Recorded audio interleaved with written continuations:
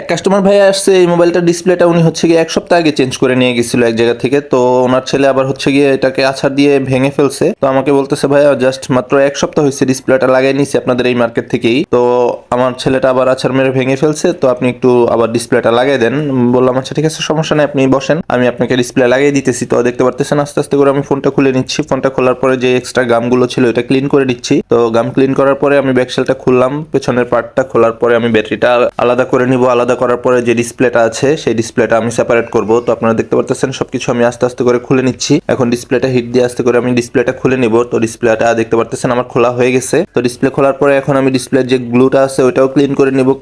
Clean করার পরে আমি যে ক্রাউনের ডিসপ্লেটা আছে ওইটা আমি লাগিয়ে দিতেছি। ওনাকে বলছি, উনি এটার কালারটা ওনার ভালো লাগছে, ওনাকে দিয়ে চেক করাচ্ছি। তারপরে বললো আচ্ছা ঠিক আছে, আমাকে এইটাই লাগিয়ে দেন। দেন আমি আস্তে আস্তে করে গাম দিয়ে যে ডিসপ্লেটা আছে নতুন এটা লাগাই দিলাম। লাগানোর পরে হচ্ছে আমি সবকিছু গ্লু দিয়ে লাগানোর পরে সুন্দর করে গামটা ক্লিন করে তারপরে ওনাকে বুঝিয়ে দিলাম।